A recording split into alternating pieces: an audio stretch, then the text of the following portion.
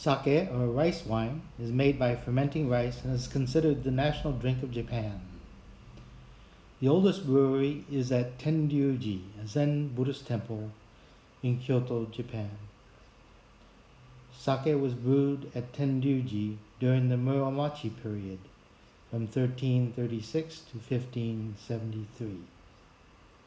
During the Meiji era, 1868 to 1912, Emperor Meiji, whose cremains are interned at Meiji Jinja in Tokyo, is credited with leading the industrial growth and modernization of Japan by encouraging industries and supporting technological development.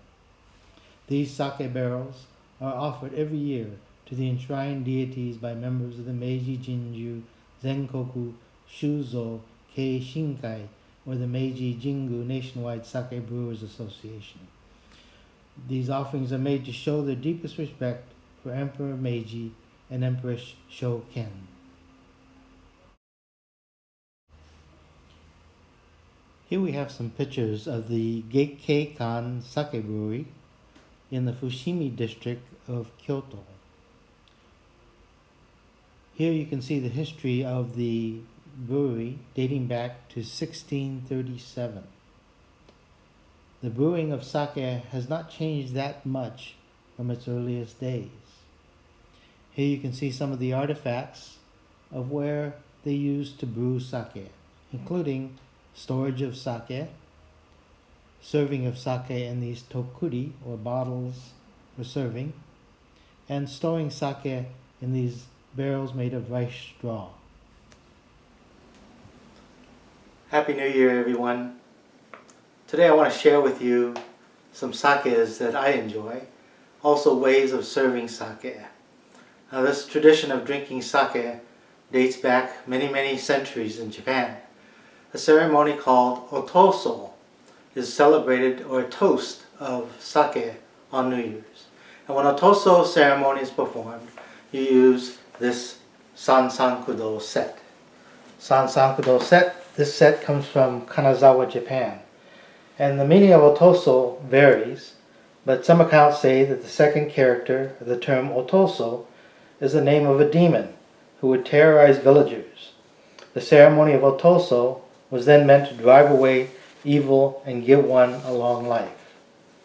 Historically, the otoso ceremony was a sake that was medicinal and was thought to give one good health and longevity. So when families gather together on New Year's, they use this Sansankudo set to drink sake. Traditionally, the youngest will drink from the first cup, and then the oldest from the large or third cup, as it should be. Sake can be served in many different ways. It can be served hot using this tokuri. You take and you fill this sake up with sake, and then you put it into boiling water. You want to make sure that the sake never comes to a boil. So what you do is you pick up the sake, you feel the bottom of this tokuri, and when it's hot to the touch, then the sake is hot. And then you can serve the sake. Another way of warming sake is using this silver warmer. It hangs on the edge of the pot filled with sake, and I would use my finger just to test the temperature of the sake to make sure it's hot enough. Again, make sure you do not let the sake boil. Now, sake can also be served cold, and I would suggest using one of these. This is a glass container, and you pour the sake into it, and you'll notice that there is a little container on the side that is filled with ice. This keeps the sake cold, and then you can serve it into your sake cup like that. Okay. Now, other ways of serving sake are using bamboo tokuri like this. This is used for cold sake with a matching cup. Sake is also served cold in these square sake cups, and many times people will pour sake all the way to the top, and on the corner put a pinch of salt and drink from that corner. And the salt gives it an added flavor to the sake. Now, I wanted to mention also that in some cases people will take the dried fugu fin. The fugu is the poisonous fish that is served in restaurants, and the fin is used to flavor sake. It's added to hot sake. Okay. Now, over the years, as I've traveled through Japan, I search for new and different sake cups. And here are a few of my collection of cups. This one to me is particularly interesting because it has on the bottom a picture of a demon.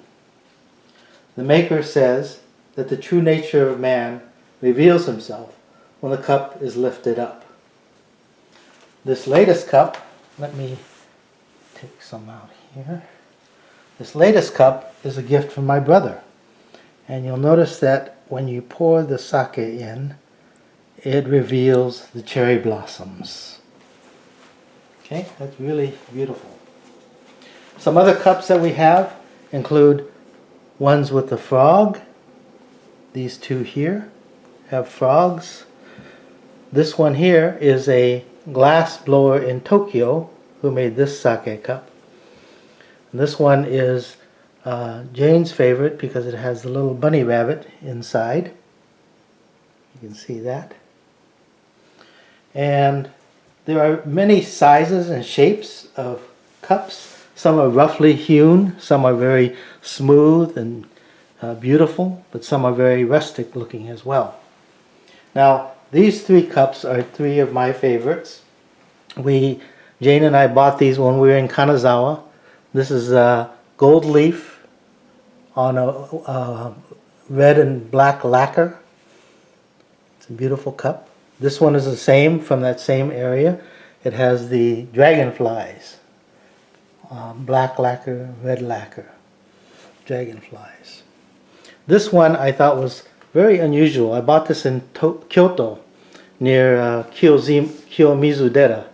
And I bought it because of its shape. If you'll notice, it's wood, but it's got a convex kind of shape to it, so it's very unusual. But I really like that one. So these are some of the examples of some of the cups that I have collected over the years. Now there are two main ingredients in making sake, and of course rice, and then water, and then koji. Koji is the mold spores added to the steamed rice. And the rice, before it is brewed or made, it is polished to remove the outer husk or the bran. And almost every region of Japan brews sake using local rice and spring waters. And more recently, sake is being brewed not only in the United States but in Europe. And there are special designations for sake, such as this first bottle of Kubota is Kubota Manju Junmai Daijingo. Pure rice, very special brew. And that comes from Niigata. The next bottle is Shochikubai from Kyoto. Shirakabe Gura. It's a Kimoto Junmai. And the bottle next to it, Kurosawa Junmai Kimoto from Nagano.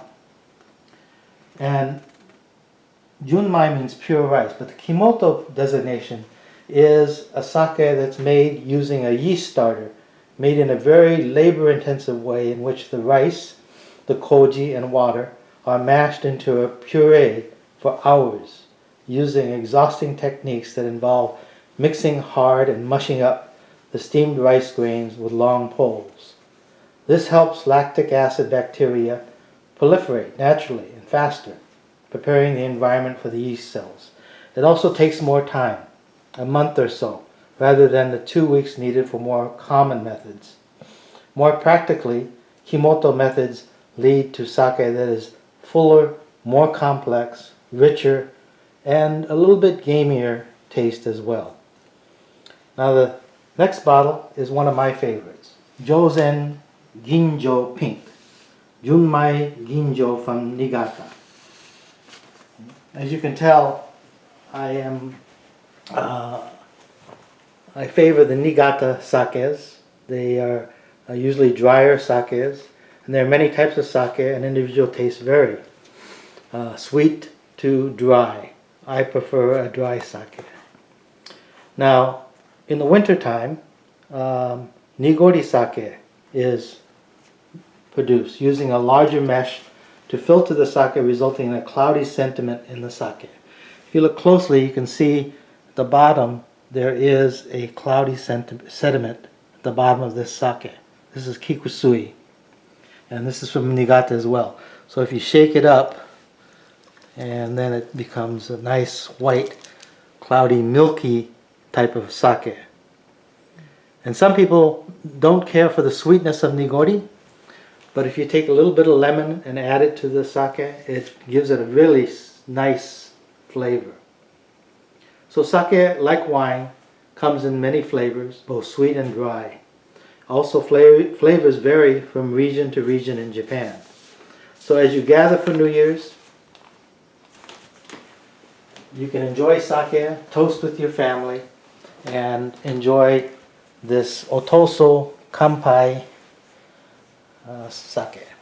Okay? Happy New Year, everyone. Kanpai.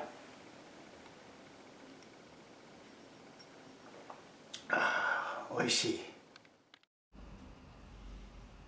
Finally, I want to share with you some other cups that I've collected over the years. These are some of my favorite ones, unusual in shape and coloring and the type of clay that is used.